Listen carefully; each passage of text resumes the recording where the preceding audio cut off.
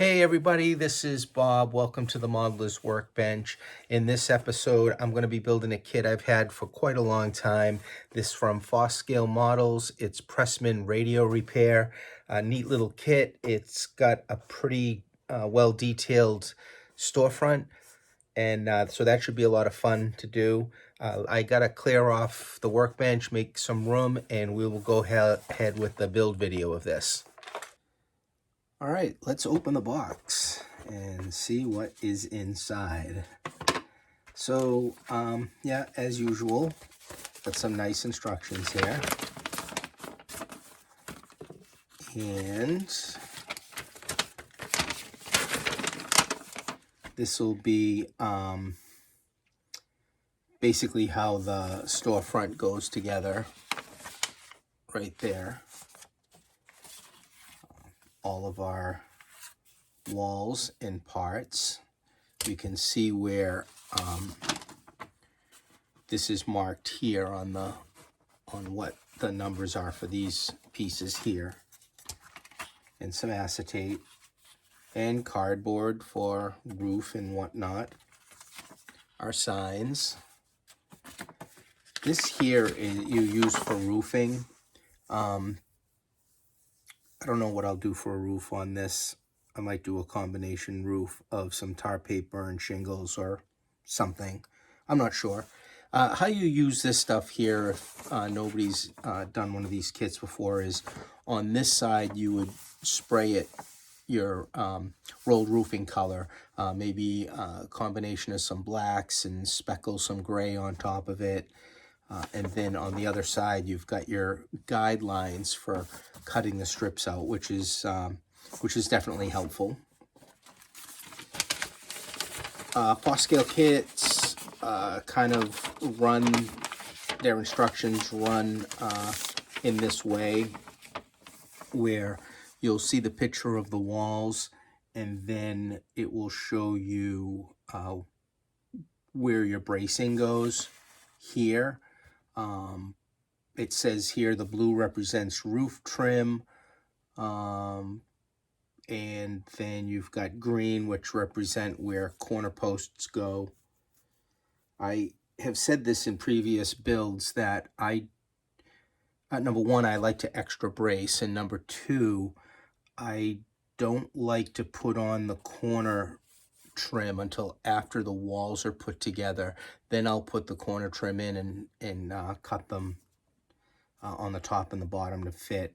I find that's a nicer way of doing it. When we get to that, I'll show you. Then we've got all of the strip wood color-coded to how it's going to be used. This is some laser board with what looks like the pieces for the storefront. More wall material. More pieces for the storefront. You can see the columns here. And then we've got our bag of plastic windows and doors, which will need to be primed and painted. So yeah, the first thing I usually go and do is distress the walls and stain them, get a first set of stain on them. What I'll do is I'll distress the walls while they're flat, then I'll brace the backs to prevent the warpage, and then I'll run the stain on them. And I'll get all the strip wood stained so it's all done. And also, what's nice to do at the very beginning of when you build a kit, so you can keep going, you'll be glad you did it at the beginning, is to basically get all the windows cut out and then painted, and then you can set them aside, so when you get to the point of doing the walls, you don't have to stop and then paint these. So as well as castings, you know, work on getting some castings done that are involved with what go on the basic walls first, because I like to do a lot of my detail and signs while the wall is flat on the bench. It'll save you a lot of problems down the road. Okay, so let me get some things distressed and braced, and then stained. So I know a lot of folks out there have already built kits from manufacturers like Foscale models and Bar Mills and what have you. So if some of this stuff that I'm going over is, you know, things that you already know, I get it. But maybe there's people out there that really haven't built any of these kits. They are intrigued. They want to do it. So that's why I'm kind of going back to some basics with this kit build here. So all of the walls are braced. Now the kit will come with so much bracing. I always have more of this bracing stock on hand because I'm one that will extra brace. And if you know, if I can give you one really great piece of advice out there, is you're not going to go wrong by extra bracing your walls. The only thing to be wary of is some of these walls will have the bracing to the edge, okay, and these will get butted up against, you know, another wall. So if you put extra bracing in, you want to be careful of not having this interfere with that. So just even holding it back enough is good practice. And always look at how your walls are going to go together and figure out, okay, this wall is going to attach to this wall, so I want to make sure that nothing interferes with the way that that goes together. So now that I've got everything braced, I went ahead and using this pounce wheel, a straight edge, I will put on the edge just like that to run the nail holes on the edge. And you don't have to do nail holes. I'm one that loves them. Maybe you don't like them, so, you know, don't do it, but I love them. And then what I did was taking just a small ruler, I had marked about 1 centimeter spacing for the nail holes to go up the sides. And then I will use this square, which came from Micromark. It's an ultra thin square, so it's nice. And then just holding it along the bottom like that, and then you can run your pounce wheel up. Hold it nice and steady so it doesn't kink off on you like that. So all the nail holes got put in, and then I really liked this stain that I had used on that coal bunker kit that I had done. So I went ahead and got all the walls hit with this Micromark Railroad Tie-In Bridge Stain, which is kind of a nice gray colored on the walls. So that's what I did there. So all the walls are braced and stained and done. Moving on to the storefront of this kit, it's cut on laser board and it's put together on layers.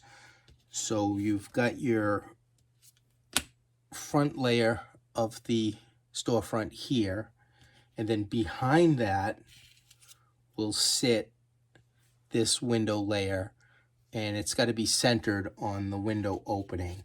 So it's going to be centered and glued. You can use wood glue, canopy glue, whatever you want to do, but you just want to get it centered on that window there and glued together. And it's going to be the same for the door. You've got the back part of the door that gets glued behind this part of the door.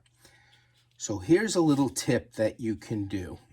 When you look here, I'll show you.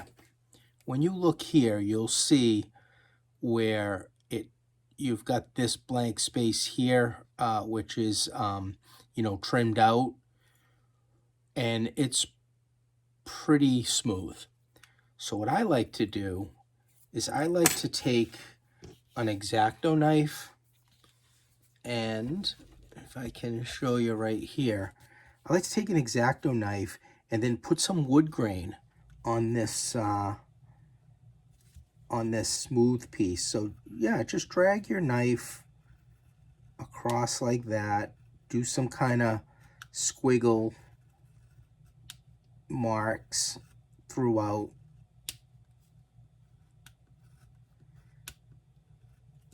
And what'll happen by doing this is when we put our stain on this, because I will stain it before I kind of put a little paint on it, but by making these marks, and hopefully we'll be able to see it when we're done later, but by making those grain marks, when we glue everything together, we'll have a little bit more interest in the way that that bottom looks.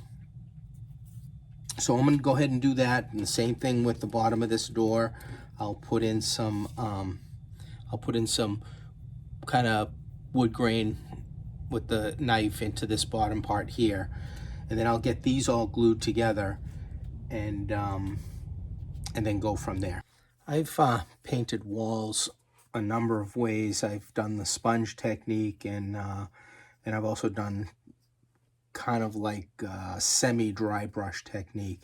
So for the wall colors here, I'm using this oyster white. It's an off-white color, and then I put a little paint onto the brush, just kind of dab a little off on paper towel, and then using a horizontal kind of approach as you come close to the clapboards, I just start to hit the clapboard.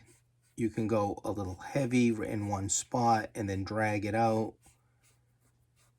You're only going to get about a couple of clapboards across by doing it this way, and you can go back and if there's like a spot that you want to get a little more white on, you can just kind of come back and hit it, and you can put a second coat. You can go on light and then put a second coat on, and I've run that bristle brush across these walls, so by going just light, just kind of coming across, it will bring out those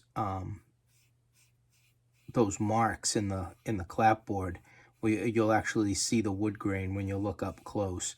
Of course, a lot of this stuff is hard to see on camera, but for this structure, which is kind of going up towards the front of the layout, you'll be able to see those really fine wood grain marks in the clapboard. And I wanted this building, like most of the buildings on my layout, to always look like it needs a coat of paint. So just come in and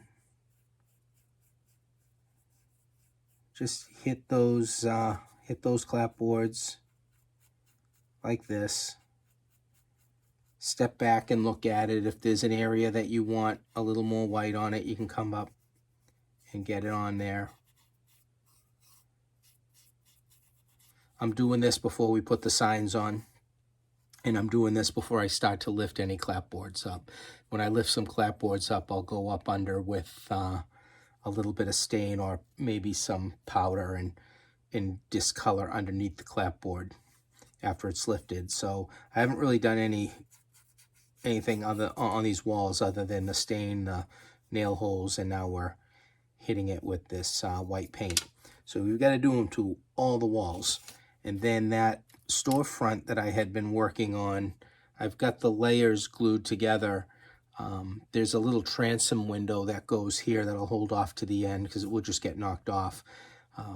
So this is glued together, and I'm going to get kind of a wood color paint, acrylic paint, and paint all of these and before I put the final coat of paint on it, which will be a green color. When it comes time to do your signs, it's so much nicer to do all your wall prep when it's flat on the bench rather than putting some walls together and then go ahead and putting signs on. Now you can put some signs on after the walls are together, posters or ones where you're going to curl the edges, but signs that I want really flat and I want to take on the underlying clapboard, I will put them on this way. So the signs that came with the kit, here's one of them. It's going to go on this wall here. I cut it out, nice sharp blade. I lightly sanded just basically the edges, making sure I didn't tear anything. But I'm not trying to get this tissue paper thin. I just kind of broke up the fibers a little bit with just a little bit of sanding. Then what I do is I take something like this light gray and I put it on the back. I just brush it on the back of the sign. It's gonna at first darken up, and then it's gonna lighten up as it dries. So this is completely dry, and it'll further help to break up the fibers, and it'll also help to take away that white edge here on the sign. So now we've got to put glue on the back of this, and I usually figure out where I'm going to put the sign, and then I'll follow, say, the edge of a clapboard.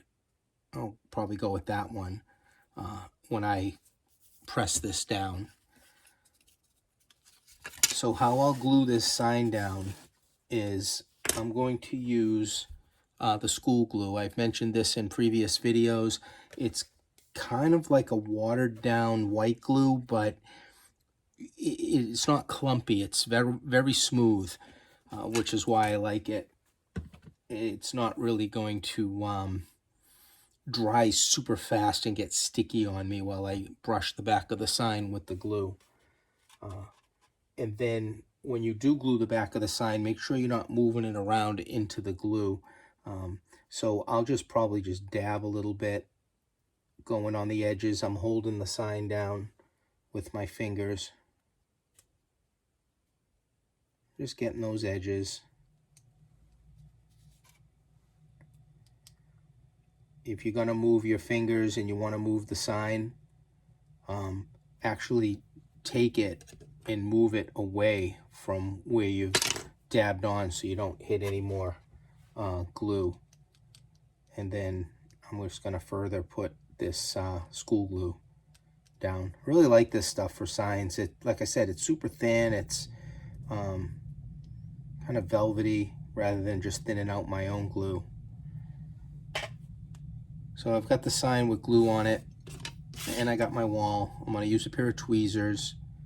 I'm going to kind of go up high on the sign so that I can control it. And I'm just going to find the clapboard that I'm going to line up on, which was like right here. So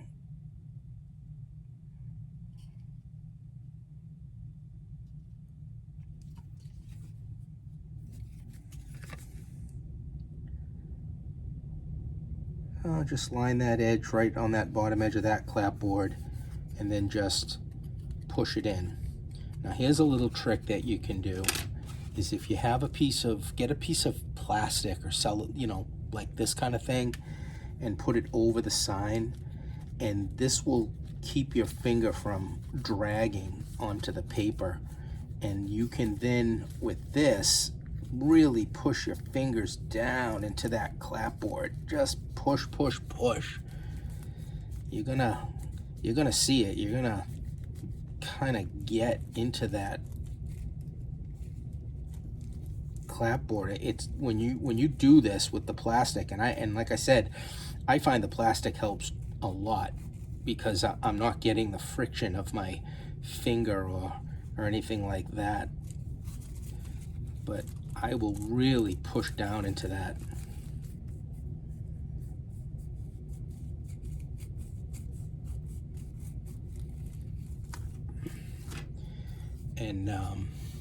And I'll really get that into there. And then the other trick that you can do to further accentuate when the sign goes into the clapboards is you can just take a toothpick, and then going at the side of the toothpick rather than straight on, you can kind of grab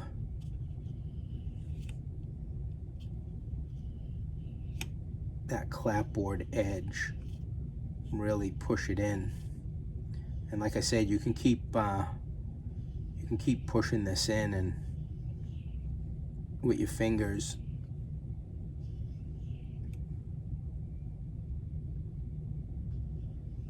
And then sometimes the edge of this toothpick will drag some of the ink away from the sign, and it will drag it off that coloring on the edge of the clapboard, so you'll start to get a little kind of weathering started with the sign.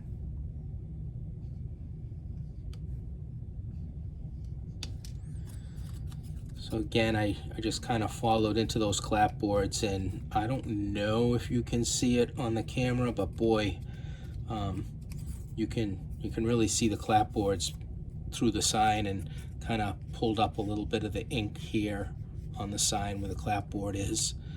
But we're not done with this weathering yet.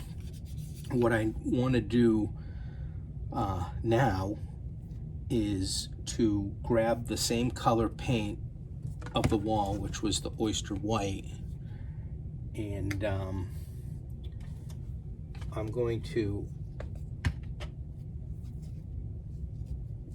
take a sponge. We're gonna put a little paint on that sponge of the oyster white. Go easy at first, and then I'm just gonna lightly dab the wall color onto this sign.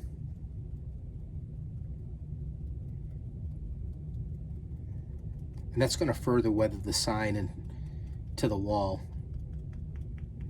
And you remember, you can always put more paint on. It's really, if not impossible, hard if not impossible to take the paint off. So this is the definition of dry brushing. Just put a little paint on that sponge, and then just start to fade that sign down with that white paint. If you like a really faded sign, hey, put a lot more white on it. I'll probably put just a little bit more.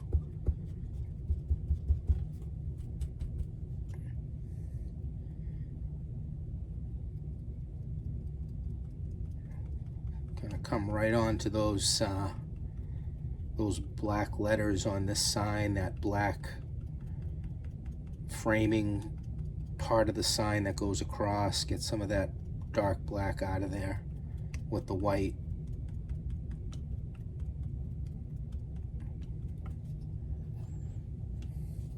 And kind of fade that sign down in there. Get a little more light here.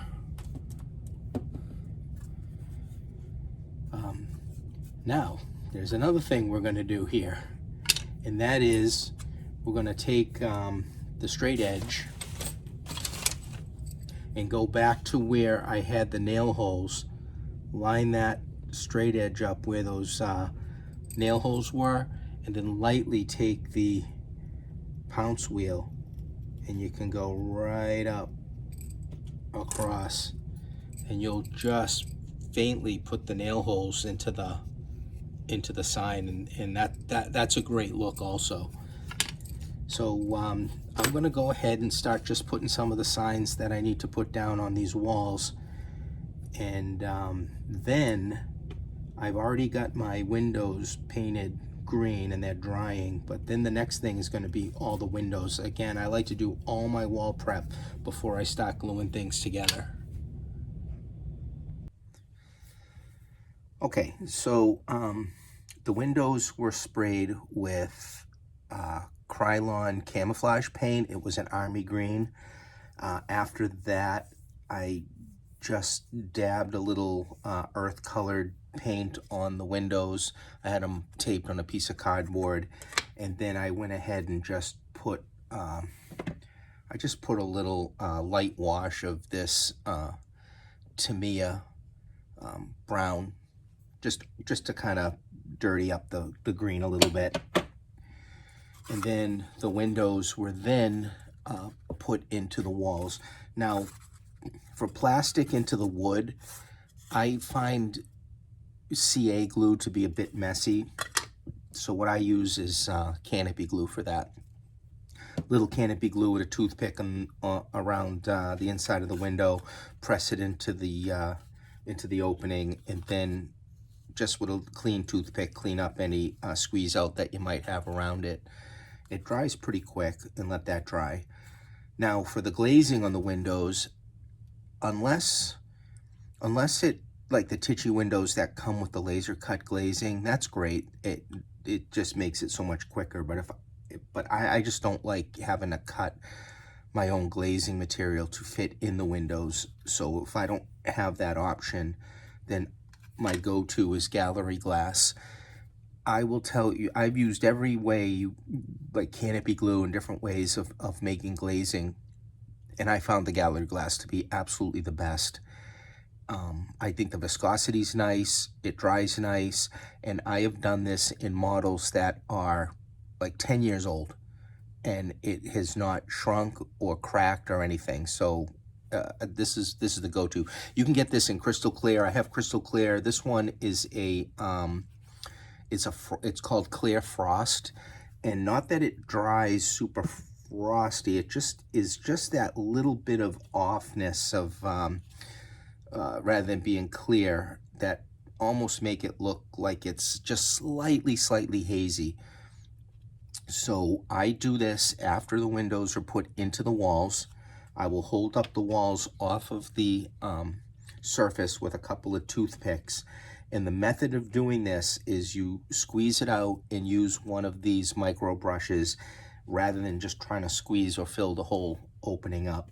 And then using the micro brush, you basically fill in each pane. It's very easy to do. It's very quick. You just kind of go around so that you're not pushing a bunch past the opening. And as you can see here, I have like zero bleed through with the gallery glass coming past these panes just by doing this. So and it works really good on stuff like this. These windows here, rather than trying to glue some glazing on, you can put a nice thin coat of the gallery glass on it. And when it dries, if you want some of these open, you don't have that thick glazing on it. So let me show you how you do that. I just squeezed a little bit out. I don't put a ton on to this. You can always go back if you don't quite have enough, because the goal is that you want to try to get a little bit of the gallery glass around this here, the inside of the framing, and then bring it over. So I will put a little bit on here and then kind of come across like that, and then just try to pull it right to match the other side. I mean, that's it. It's not a very thick coat. It's very thin. I've just followed it. If you're afraid of making too much of a mess, you can do like diagonals and let it dry and then go back and do the other side. Once you get used to how much you should put on the micro brush, like I said, I kind of come across a little bit of the frame just like that. And again, I'm not putting a lot on there. And then just bring it right over. And there you go. There's another one. And when this dries, it's just so nice because you don't have that acetate edge if you have the window open. So let me finish these up. And like I said, by putting a toothpick on it, when you lay it down, you can keep it from hitting the bottom here. So I'll finish these up, and then I will go on. We'll show you how I'll distress some of the clapboard. Okay, so for distressing the walls, like lifting some clapboard up, I like to use a chisel blade. I find I have a lot more control than using just a regular razor blade like this, but you can still use this. If you want to bend a clapboard up away, I will go right where a nail hole is, and then you can make a vertical cut where that nail hole is so it's lifted past the nail hole. Take a chisel blade and you can go right up under a clapboard and just slightly push in and lift. And like I said, you get nice control using the chisel blade, and you can lift it up as much as you want or a little bit. So there's two that I did here, and you can go around and just kind of lift a little bit up. It'll give you a little more added interest to your walls. You can go back. I'll kind of, if I'm going to take a clapboard and break it so that it's half falling down, I usually do that after the whole thing's assembled because I don't want to knock it off in constructing. But I will go, well, all the walls are flat, I will go and lift some clapboards up. It's much easier to do it before I start gluing things together. You can see on this wall here, you've got to take some of your material here, the strip wood that is the same one as the corner posts, and line this opening because there is a laser cut door that goes behind here, so you've got to line that. And now I can go ahead and start putting some of the walls together. What I'm going to do is put this side here and the back of the structure together, and this is why I personally like holding off the corner posts till after I put walls together. Number one, I think it's a neater job, but then when I glue the walls together, I can see exactly the edge of that other wall that I can glue up to. And this here I think I got this at Micro Mark. This is a nice tool to have to push walls together. So the other thing that I'm going to use wood glue, but let your wood glue sit for a couple of minutes when you squeeze it out. I like having one of these on the workbench for every project I do because I can put paint on it, I can put glue on it, and it's just a nice, for me it works out nicer. And then I'm going to use a toothpick. I'm going to take this wood glue that's been sitting out for a few minutes so it just starts to get a little tacky, which is nice, and I will just put some glue on this edge here.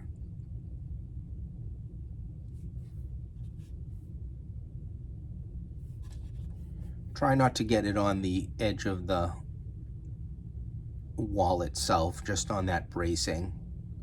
We can always clean it up with the little emery board after. And then I can follow, and I want the bottoms to be matched. I can follow that line of the wall right up against it. So that's why I like doing it this way. And with the glue a little bit tacky, it'll stick a little faster. And it's probably going to move around on me when I go to sit this down, but like I said, the glue is definitely tackier than it would be if I just did it fresh out of the bottle. And then I can put this down here. I can eye that corner coming down. I know that I'm at 90 degrees because of this block here. And I can see that whole way down. I can see that edge of the wall. And just kind of push that in. Once that starts to set up, I can move this away from the block and go back and put some extra glue in that inner edge. But that's how I do it. And like I said, I can see where all along this edge, I can see where I'm perfectly lined up, and then the block's keeping me at 90.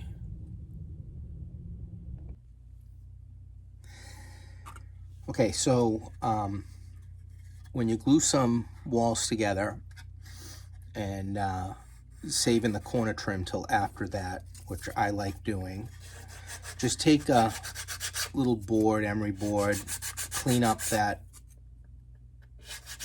space in there of any errant glue that may be there, and then you can take your corner board trim and you can fit that right in there. Just go, like, come even with the bottom and go a little longer on the top, because after it dries we can flip it over, and taking a razor blade we can follow the angle of the roof and then just cut it down that way, and you get a nice clean clean cut that way. So this side I glued on, it's just drying, and I'll trim it on the top after. As far as this door goes on the kit, you have 2 laser cut pieces, a door and its trim that you can glue together. I'll do some weathering powder in the middle here to darken the inside of it off. That gets glued in this space here that we lined with the strip wood. This here is just a piece of the cardboard that the roof comes on. There's just a little piece on the side. I cut out a square and glued it to the back, and that'll give you a gluing surface to put those doors on, which is helpful. As far as the front goes, working on that front here, which I had put a coat of khaki color, wherever I put it. I put a coat of khaki paint on it first, and then I ended up going over that with this light avocado green, which is a really nice olive green to use for this. The front here has a notch that has to sit in, and I want to get this all glued in together before I take this piece here and glue it on the top. I don't want to glue this down in first because I'm wary of running into a problem with this fitting in. I'd rather do my adjustment up top than down the bottom. The top of this, you've got 2 pieces that you glue together as a like a cornice. That's got to get glued up under here, and then this piece can go on like that. But I don't want to overhang the bottom, so I'm going to work from the bottom up in case I have to sand these notches a little bit to get it to fit in. Of course, before I do any of that, I've got to glue some acetate on the back of this, which I'll use some canopy glue to do. And then this little space here is a transom window that I plan on having open, so I'll save that till the very end. So let me just keep plugging away. Oh, and then the other thing was, this is just the paper. The shades are just the paper from the rolled roofing that I cut into shades and glued on the inside. You can use whatever color paper you want. So yeah, let me get that done. The other thing I did, you can build this stairwell separate. So that's what I did. Build that separate, and then that'll end up fitting onto our side here like this when we're done. So kind of like a little sub-assembly. And the other thing that the kit comes with is this cardboard that you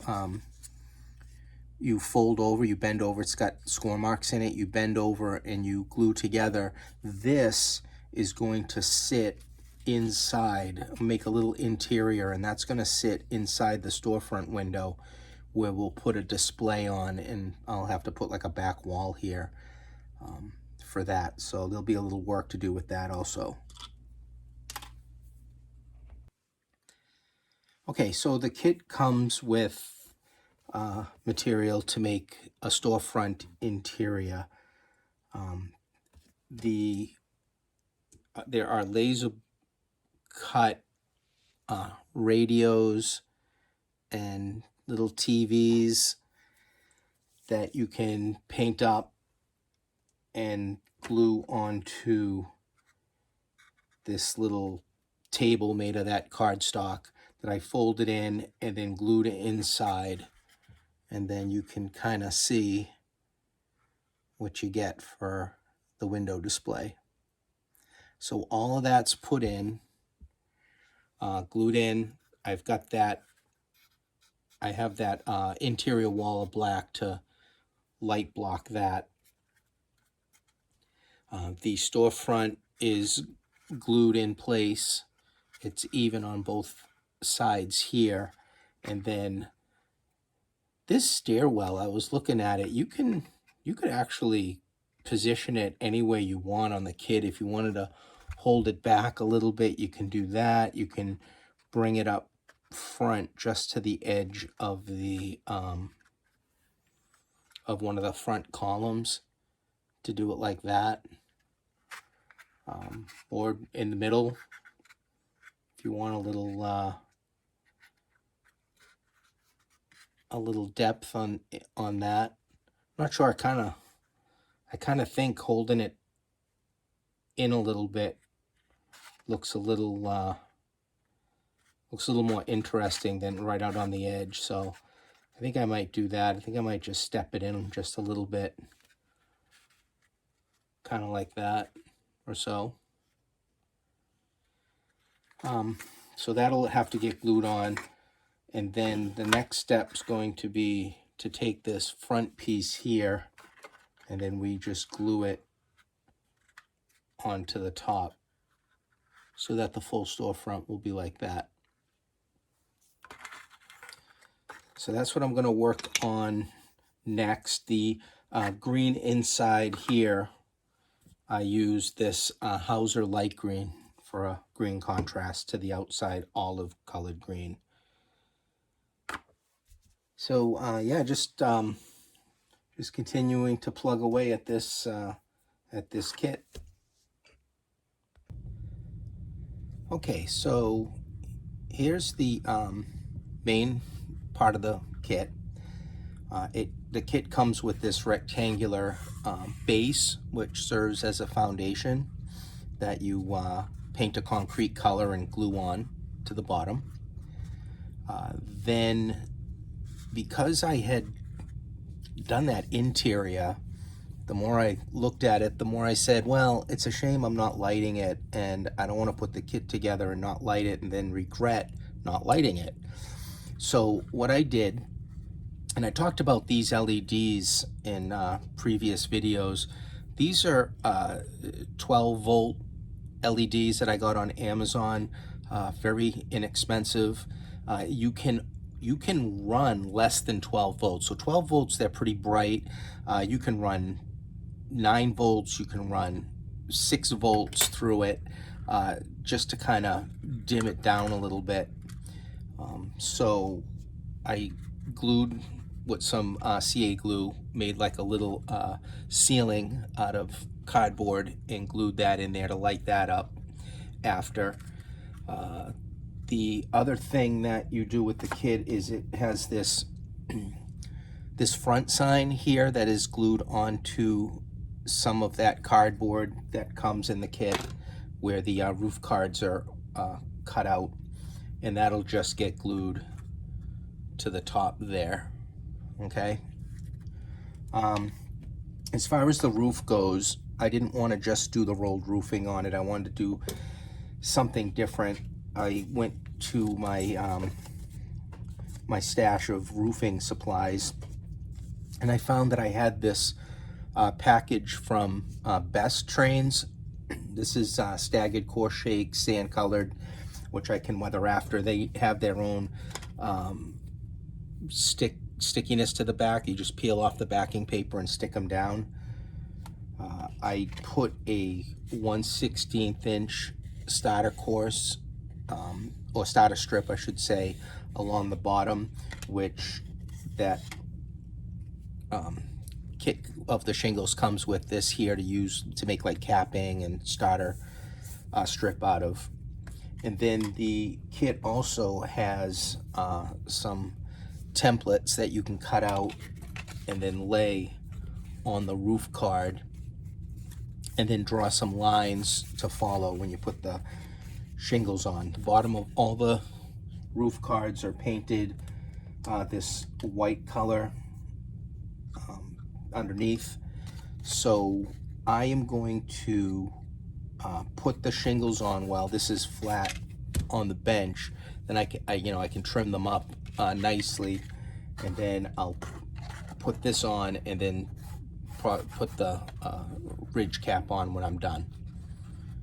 So that's what I'm working on now. I did decide that I'm gonna set this stairway back instead of having it like the prototype, which is up in the front like that, I'm gonna make it like the staircase goes up to the back of the second floor and bring it back a little bit, so it would be stepped back like that. I don't know, for me I think it looks a little more interesting for that way. So I am going to work on the shingles right now and get all of that done, and then we'll see what it looks like when it gets up onto the building.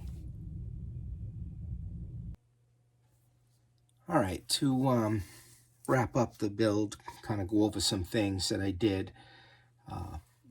Once I got the shingles on, kind of did a variation of how the George Celios puts in his fine scale miniatures kit instructions for his shingle weathering. I did put like a just a black stain wash over the shingles, let that dry, and then I did some thin washes of like I think I did use this. I used like a railroad tie brown thin wash, and I did a thin wash of a rust color over the shingles, and then once that dried, I dry brushed just this white paint over the edges of the lifted shingles, and I kind of like that look. As far as the ridge cap goes, now the shingle kit comes with material to make your cap, but I find it too thick.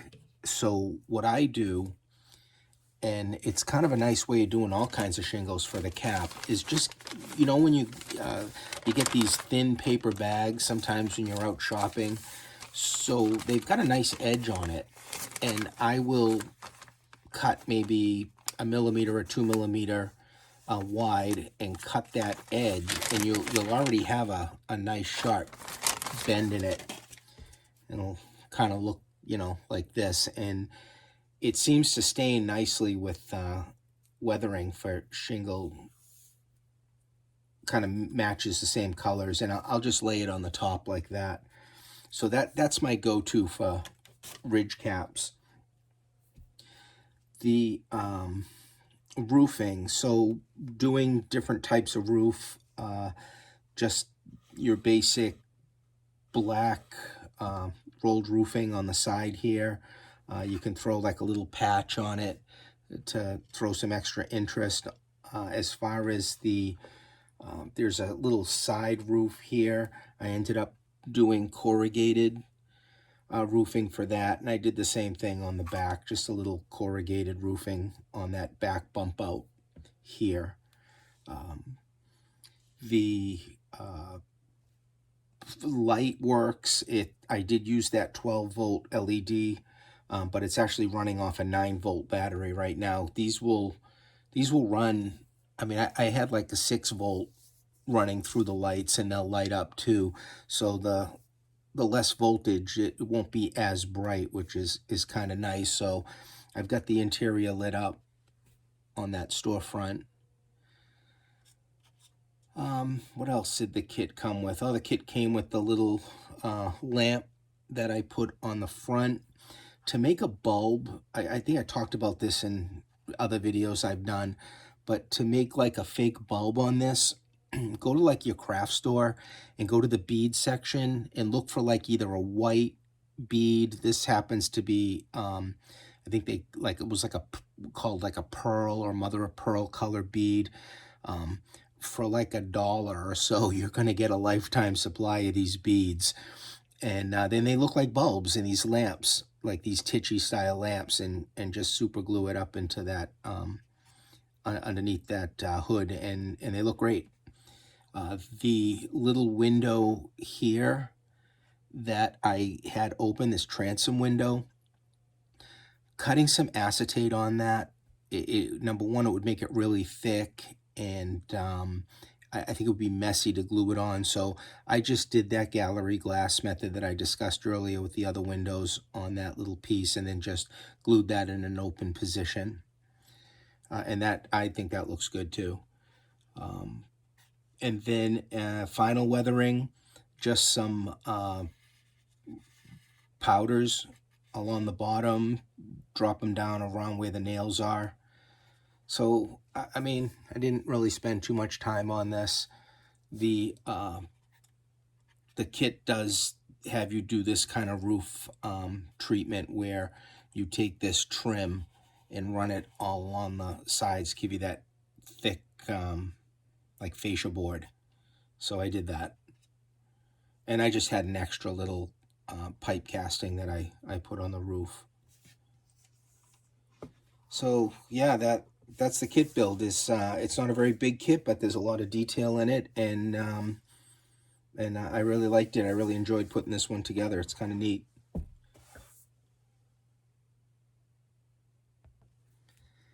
All right, so final wrap up with the Pressman radio repair kit from Foscale.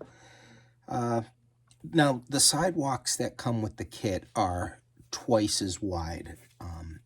I sliced right down the middle, and the reason why is, though it may not seem like a lot, you know, when on my layout, I space it. I really got to be mindful of the space and encroaching onto my roadway. I mean, everything is compressed, and for me, what works better is having narrower sidewalks.